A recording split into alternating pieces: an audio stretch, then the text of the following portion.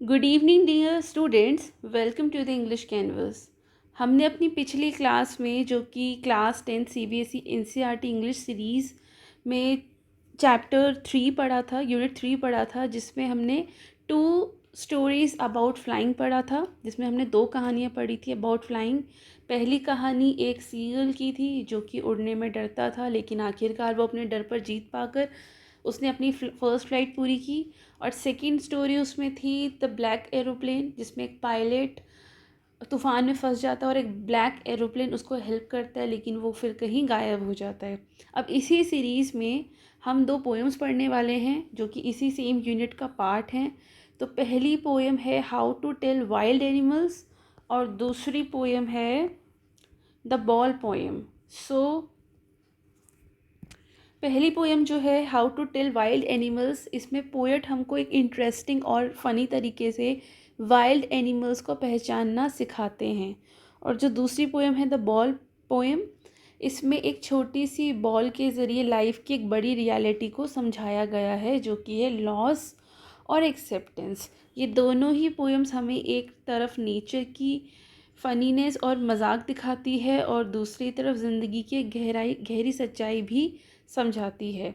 तो अगर आपको ये एक्सप्लेनेशन पसंद आए तो इस वीडियो को लाइक ज़रूर कीजिएगा, अपने क्लासमेट्स और फ्रेंड्स के साथ इसको शेयर ज़रूर कीजिएगा और चैनल को सब्सक्राइब भी कर दीजिएगा। तो चलिए शुरू करते हैं पहली poem, how to tell wild animals. So this humorous poem suggests some dangerous ways to identify or tell. तो how to tell wild animals में इस tell का मतलब है identify.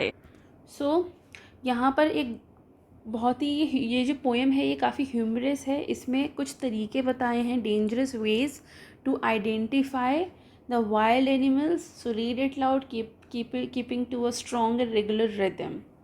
तो चलिए पोएम पढ़ते हैं। इससे पहले हमें इस पोएम का कॉन्टेक्स्ट समझना पड़ेगा। ये पोएम एक ह्यूमरस पोएम है जिसमें पोएट ने वाइल्ड एनिमल्स को पहचानना सिखाया है, लेकिन तरीका जो है वो बिल्कुल भी सीरियस नहीं है बल्कि काफ़ी फ़नी है। सो कैरोलिन वेल्स जो कि इस पोएम के पोएट हैं, उन्होंने इस तरीके को बहुत ही एग्जैजरेटेड एग्जाम्पल्स के साथ समझाया है। सो अगर आप जंगल में गए हैं और एक बड़ा सा शेर आपको देख देख ले, तो आप समझ जाओ कि वो लायन है। या फिर अगर कोई टाइगर आपको खाता है नहीं है बल्कि चुपचाप काट लेता है, तो आप समझ लो कि वो टाइगर है। इस तरह की बहुत फ़नी एग्जांपल्स दिए हैं। सो इस तरह का फ़नी एग्जांपल आपको हर स्टेंजा में पोएट ने अलग अलग जानवरों को फ़नी तरीके में इंट्रोड्यूस किया है। ये पोएम हमें नेचर के क्रीचर्स के बारे में बताती है, साथ ही हमें हंसाने का भी काम करती है। तो चलिए पोएम पढ़ते हैं। If ever you should go by chance to jungles in the east, and if there should to you advance a large and tawny beast, if he roars at you as you are dying, you will know it is the Asian lion. सो ये Asian line के ऊपर है। तो poet यहाँ कहते हैं कि अगर आप कभी जंगल में गए by chance, if ever you go you should go by chance, अगर आप कभी जंगल में गए बाय चांस और और कौन से जंगल में, ईस्ट की तरफ, और आपके सामने एक बड़ा सा ब्राउनी, इसका मतलब होता है ब्राउन, तो एक ब्राउनिश बीस्ट मतलब ब्राउन कलर का एक बड़ा सा जानवर आ जाए जो ज़ोर ज़ोर से रोर कर रहा हो, दहाड़े मार रहा हो, इतनी ज़ोर से आप दहाड़े मार रहा हो जैसे कि आप मर जाओगे, मतलब उसकी दहाड़ सुन के ही आप मर जाओगे। अगर आपको ऐसा लगता है ना, मतलब ये कह रहा है कि अगर आप ईस्ट की तरफ जंगल में चले गए बाय चांस और आपको एक बहुत बड़ा और ब्राउन कलर का एक जानवर दिखे जो आपकी तरफ इस तरह से रोर कर रहा हो कि उसके दहाड़ने से ही आपको मौत आ जाए, बिल्कुल आपको लगे कि हम तो मर गए, तो समझ जाना कि वो कोई और जानवर नहीं, वो एशियन लायन है। ठीक है, नेक्स्ट पढ़ते हैं। और if some time when roaming round a noble wild beast greets you with black strips on a yellow ground, just notice if he hits you. This simple rule may help you learn the Bengal tiger to discern. सो यहाँ पर ये कहते हैं कि अगर आप जंगल में घूम रहे हो, पहली बात तो हम जंगल में घूमेंगे क्यों, हमें नहीं पता कि हमें ये लायन और टाइगर मिल सकते हैं। फिर भी वो कहते हैं कि अगर आप बाई चांस आपका कभी मूड कर जाए और आप अगर किसी जंगल में घूम रहे हो, और एक नोबेल वाइल्ड, मतलब ये देखो ये वो है, ये एक पोएटिक डिवाइस है जिसका नाम है ऑक्सीमोरन, जहाँ पर दो ऑपोजिट वर्ड्स को एक साथ, मतलब दो ऑपोजिट एडजेक्टिव्स को एक साथ लिखा जाता है, नोबेल और वाइल्ड।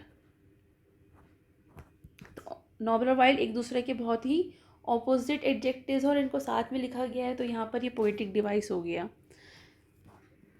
वो पोएट यहाँ कह रहे हैं कि आपके सामने एक नोबेल शाही दिखने वाला एक जानवर आ जाए जिसका येलो कलर का बॉडी है, उसकी बॉडी कैसी है, येलो कलर की है, और उस येलो कलर की बॉडी पर ब्लैक स्ट्रिप्स हैं, और आप ये नोटिस करना अगर वो आपको खाता है, अगर वो आपको खा जाए, मतलब वो जो जानवर है वो काफ़ी नोबेल है, शाही है, आपसे मिलता है, इफ़ ही ग्रीट्स यू, मतलब अगर वो आपसे मिलता है और उसका येलो कलर की बॉडी है और उस पर ब्लैक स्ट्रिप्स है, और सिर्फ आप नोटिस कीजिएगा, ये काफ़ी फ़नी वे है ऐसे बताने का, कि आप नोटिस कीजिएगा अगर वो आपको खा जाए।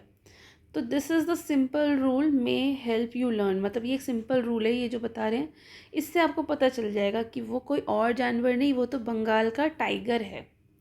तो ये कहने का मतलब ये है कि अगर एक कोई आप जंगल में जा रहे हैं, अगर कोई जानवर जो कि पीले रंग का दिखता है जिसमें ब्लैक स्ट्रिप्स है, वो आपसे आकर मिलता है और आपको खा जाता है, तो इसका मतलब वो कोई और जानवर नहीं, वो क्या है, वो बंगाल टाइगर है। चलिए थर्ड स्टैंजा पर चलते हैं। Is strolling fourth a beast you view, मतलब अगर आप जंगल में घूम रहे हैं, हम एवं ही घूम रहे हैं जंगल में, ये कह रहे हैं कि अगर आप कभी ऐसे ही घूम रहे हो जंगल में, strolling for a beast you view whose hide with spots is peppered, as soon as he has leapt on you, you will know it's a leopard. It will not, it will do no good to roar with pain. He will only leap and leap again. तो यहाँ पर ये कह रहा है कि अगर आप जंगल में घूमते हुए एक ऐसे जानवर को देख लेते हैं जिसके शरीर पर ये छोटे छोटे छोटे छोटे डॉट्स हैं या छोटे छोटे स्पॉट्स हैं, ये ना स्पॉट्स हैं, ये इसके छोटे छोटे स्पॉट्स हैं, और वो कुछ नहीं करेगा, वो कुछ खास नहीं करेगा ये जानवर, सिर्फ क्या करेगा, अचानक से आप पर जंप कर लेगा। तो समझ लेना कि वो कोई और जानवर नहीं, वो लेपर्ड है। भाई देखो, अगर कोई जानवर आपको देखकर दहाड़े, ज़ोर ज़ोर से दहाड़े, इतना बुरी तरह दहाड़े कि आप आपको लगा कि आप मर ही जाओगे, इतनी मतलब आपको इतना ज़्यादा टेरर आ जाए आपके मन में, तो वो लायन है। अगर कोई जानवर जो येलो हो, ब्राउन स्ट्रिप्स हो, और वो अगर वो आपको खा जाए, तो आप समझ जाना कि वो बंगाल टाइगर है। और अब ये जो जानवर ये बता रहे हैं कि ये ज़्यादा कुछ नहीं करेगा, ये आप जब ऐसे जंगल में घूम फिर रहे होंगे तब ये आएगा और अचानक से आपके ऊपर जंप कर देगा। तो जब अगर ये जानवर ऐसा कर दे जिसके ऊपर छोटे छोटे ये पूरी बॉडी पर इसकी स्पॉट्स हैं, इस तरह दिखने वाला जानवर अगर आप पर जंप कर दे, तो समझ लेना कि वो लेपर्ड है। और इसकी एक पता है ख़ास बात क्या है, वो ख़ास बात ये है कि लेपर्ड रोर नहीं करेगा बार बार, लेपर्ड आप पर बार बार अटैक भी नहीं करेगा, मतलब वो सिर्फ एक ही बार अटैक करेगा आप पर, उसी में ही वो आपका काम कर देगा वो, मतलब बार बार तो आपको परेशान नहीं करेगा ये बेचारा जानवर, ये इतना सफिस्टिकेटेड है कि ये बार बार नहीं परेशान करेगा, ये एक ही बार में जो इसको करना होगा कर लेगा। अब फोर्थ एनिमल की बारी है ये। If when you are walking around your yard you meet a creature here who hugs you very very hard, be sure it's a bear. If you have any doubts, I guess he will give you just one more caress. So ये कह रहा है कि अगर आप ऐसे जंगल में घूम रहे हो, इधर उधर कहीं घूम रहे हो, और आपको एक जानवर मिल जाए जो कुछ खास नहीं करेगा, वो जानवर ऐसा कुछ ना, वो आप पे दहाड़ेगा, ना वो आप पे जंप करेगा, ना वो आपको खाएगा, बस वो क्या करेगा, आपको ज़ोर से हग करेगा, बहुत ज़ोर से। Who hugs you very very hard, बहुत ज़्यादा ज़ोर से वो आपको हग करेगा। तो आप समझ लेना, आप श्योर हो जाना कि ये कौन है, ये बियर है, भालू है। और आपको कोई और डाउट नहीं होना चाहिए इसके बारे में, क्यों, क्योंकि उसका हग प्यार वाला नहीं होगा, जान ले लेने वाला होगा, मतलब वो आपको इतनी ज़ोर से हग करेगा कि आप मर जाओगे। तो ये जो जानवर है ये बड़ा ही नोबेल है, ये कुछ नहीं करता है, बस ये हमें हग कर लेता है। अगर ये हमें कहीं मिल जाए ऐसे ही घूमते फिरते तो ज़्यादा कुछ नहीं करेगा, बस ये बहुत टाइट हग करेगा हमको, ठीक है।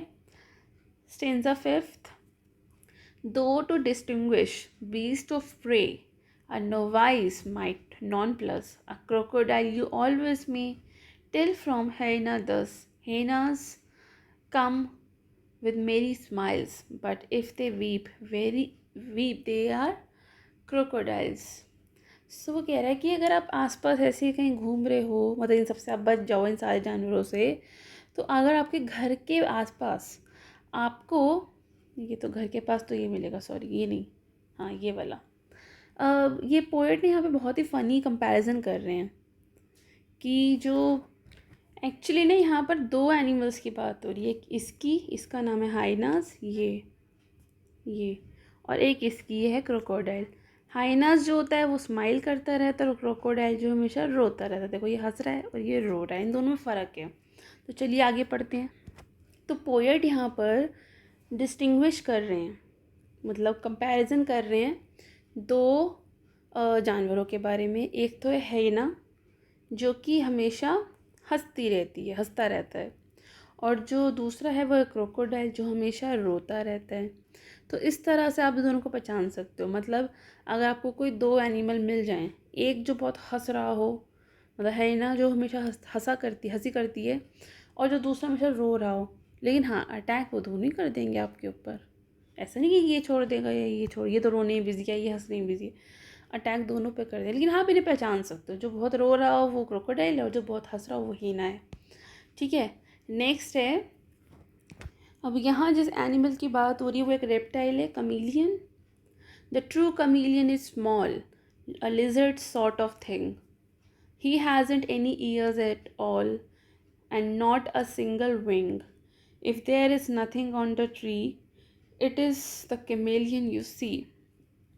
तो यहाँ एंड में पोएट यहाँ बताते हैं कि एक कमीलियन होता है गिरगिट। देखो ये ऐसा होता है, ये अपना रंग बदल लेता है।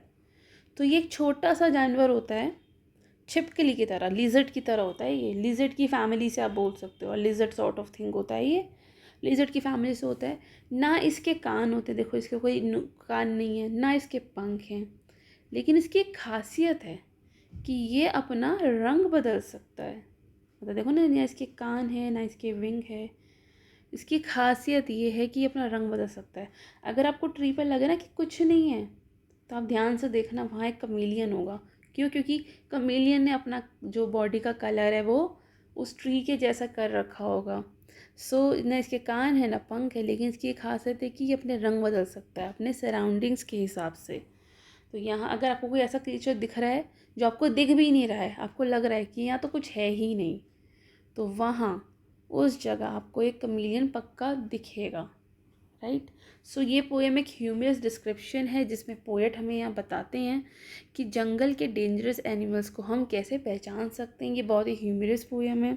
इस एक्चुअली इस पोएम का जो मेन पर्पस है वो है फ़न के थ्रू नॉलेज देना, खासकर बच्चों को बताना बहुत ज़रूरी होता है ना, कि अगर आप जैसे जंगल में कभी खो जाओ तो आपको किस तरह के एनिमल्स मिल सकते हैं।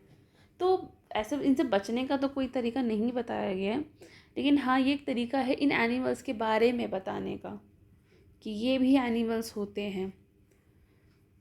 तो चलिए अब पढ़ते हैं next poem, the ball poem. So the ball poem ये एक सिंबॉलिक पोएम है। इसको जॉन बेरीमैन ने लिखा है, हाँ जी। और ये एक छोटे से बॉय और उसकी बॉल के बारे में पोएम है। और ये छोटे से बॉय और उसकी बॉल के थ्रू जो पोएट हैं वो एक बड़े लाइफ लेसन को हमें यहाँ पे समझा रहे हैं। तो जब एक बच्चे की बॉल खो जाती है तो वो दुखी हो जाता है, लेकिन ये जो बॉल है एक्चुअली एक सिंबल है हमारे, जो भी चीज़ हम खो देते हैं लाइफ में, जो भी चीज़ें हमने आज तक खोई है, जैसे चाइल्डहुड, कुछ लोग, कुछ हैप्पी मेमोरीज़, तो ये उन सब के बारे में। तो पोएट हमें ये सिखाता है कि लॉस को एक्सेप्ट करना चाहिए और आगे बढ़ना ही ज़िंदगी का असली लेसन है। ज़िंदगी में सब कुछ हमेशा हमारे पास नहीं रहेगा, कुछ ना कुछ हमसे हमेशा खोता रहेगा। सो पोएम का बैकग्राउंड जो सीन है वो ये है, A boy loses a ball. He is very upset. A ball doesn't cost much, nor is it difficult to buy another ball. When then is the boy so upset? तो इतना upset है क्यों वो? Read the poem to see what the poet thinks has been lost and what the boy has to learn from the experience of losing something. तो चलिए पढ़ते हैं poem. What is the boy now who has lost his ball? What? What is he to do? I saw it go merrily bouncing down the street, and then merrily over. There it is in the water. So poet यहाँ पर कहते हैं कि एक छोटा सा लड़का है जिसने अपनी बॉल खो दी है. उसकी बॉल स्ट्रीट पर घूमती घूमती कहीं चली गई, किसी नदी में, किसी तालाब में, मतलब पानी में चली गई बेसिकली. मतलब वो खेल रहा था और वो बॉल घूम लुढ़क लुढ़क के स्ट्रीट में घूम घूम कर पानी में गिर गई. अब पोइट यहाँ सोचता है कि अब लड़का क्या करेगा. What is he to do? Ball तो उसकी खो गई है. अब उसकी दुखी कंडीशन को देखकर हमें लगता है कि वो बहुत ही हेल्पलेस है. चलिए आगे पढ़ते हैं. नो यूज टू से or there are other balls. An ultimate shaking grief fixes the boy as he stands rigid, trembling, staring down all his young days into the harbor where his ball went. So वो कहता है कि अगर कोई उस लड़के से कह दे कि अरे छोड़ो, और भी तो बॉल्स होती हैं. अगर कह दे oh there are other balls, मतलब कोई अगर उससे कह दे कि अरे छोड़ो, क्या इस बॉल के लिए दुख मना रहे हो, और भी तो बॉल्स होती हैं, तो भी उस लड़के कोई फ़र्क नहीं पड़ता. There is no use to say, मतलब ऐसा कहना कोई फ़ायदेमंद बात नहीं है कि उसको कह दो भाई तुम इस बॉल के लिए क्यों दुखी हो रहे हो, और भी तो बॉल होती हैं. Ultimately shaking grief fixes the boy, क्योंकि उसके लिए लॉस तो बहुत बड़ा है उसके लिए बॉल उसके बचपन और इमोशंस का सिंबल है. ठीक है, तो उसके लिए तो बड़ा ही है वो काफ़ी. वो खड़ा रहता है. ही स्टैंड्स रिजिड, ट्रेम्बलिंग, काफ़ी दुख में है वो. स्टेयरिंग डाउन, शॉक में है वो. All his young days into the harbour where his ball went. वो कह रहा है, वो उसको ऐसा लगता है कि उस जगह को देखते हुए जहाँ पर बॉल खो गई, कि उसका सारा जो बचपन था वो सब उस जगह पर चला गया जहाँ बॉल खो गई है. I would not intrude on him. A dime, another ball is worthless. Now he senses first responsibility in a world of possessions.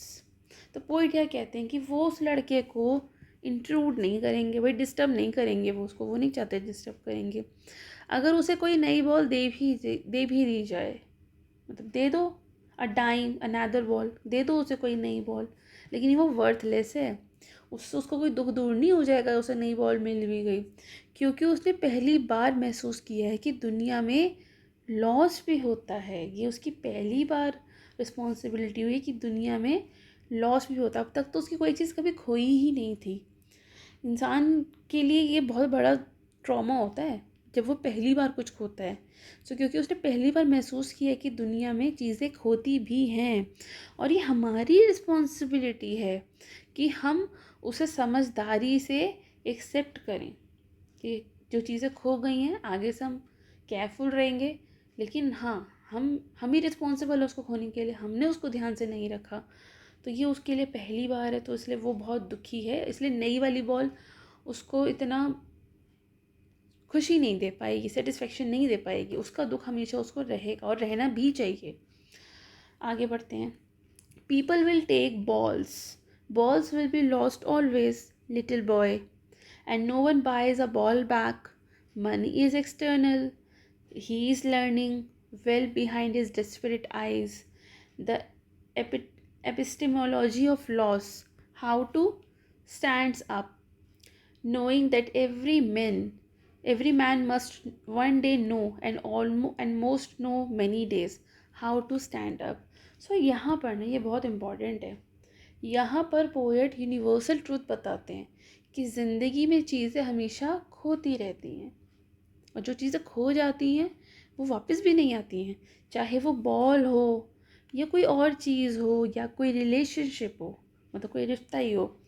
तो हम उसको मतलब ऐसा नहीं कि बॉल हम नहीं खरीद सकते, लेकिन उस बॉल को नहीं खरीद सकते। अब जो हम बॉल खरीदेंगे वो नई बॉल होगी, कोई उस वाली बॉल को तो नहीं खरीद के ला सकता। मनी इज़ एक्सटर्नल, क्योंकि यहाँ पर मनी से सब कुछ नहीं मिलता है। मनी से हो सकता है उस जैसी बॉल दोबारा मिल जाए, या उससे ज़्यादा अच्छी बॉल मिल जाए, ये भी पॉसिबल है। मनी से ये भी पॉसिबल है, लेकिन वही एग्जैक्ट बॉल को पैसे से ले आना, ये तो पॉसिबल नहीं, इम्पॉसिबल है, बिल्कुल इम्पॉसिबल है। सो लड़का अब यहाँ पर सीख रहा है, उसको यहाँ सीखना पड़ेगा कि लॉस को एक्सेप्ट किया जाए और उसके साथ जिया जाए। और यही लाइफ है, और यही सबसे बड़ा लेसन है कि आप लॉस को एक्सेप्ट करिए, आगे से इस तरह के लॉस दोबारा ना हो उस पर ध्यान दीजिए, और अपने मतलब अपने ये एक लेसन है एक लाइफ का, कि मतलब ये जो बॉल पोएम है ना, ये एक सिंपल इंसिडेंट है वैसे देखा जाए तो। ऐसा कोई बहुत बड़ी बात भी नहीं कि बॉल खो गई, बहुत बच्चों की बहुत बॉल्स खोती हैं, आपकी और मेरी भी बहुत बॉल्स खोई हैं। लेकिन इस छोटे से इंसिडेंट के ज़रिए एक बड़ा लाइफ लेसन यहाँ पर मिला है कि हर इंसान को ज़िंदगी में लॉस का सामना करना पड़ता है, हम चाहे कितना भी चाहें। पैसे से सब कुछ वापस नहीं मिल पाता है। ज़िंदगी में हमें एक्सेप्टेंस और मेच्योरिटी से ही जीना सीखना चाहिए। सो moral of the poem is loss is a part of life। हर इंसान को सीखना पड़ता है कि कैसे अपने दुख को एक्सेप्ट करें और आगे बढ़ें। ये पोएम हमें रिस्पॉन्सिबिलिटी, मेच्योरिटी और रियलिटी को सिखाती है। सो आज ये यूनिट यहीं ख़त्म हुआ। नेक्स्ट क्लास में हम यूनिट 4 पढ़ेंगे, उसमें एक नया चैप्टर और कुछ पोएम्स होंगी वो पढ़ेंगे। अगर आपको ये सेशन हेल्पफुल लगता है तो इसको लाइक शेयर ज़रूर कीजिएगा और चैनल को सब्सक्राइब भी कर दीजिएगा। अगर आपको कोई क्वेरी है तो comment section is always open for you, you can write your query. I will try my best to satisfy your query regarding this. So thank you so much, bye bye.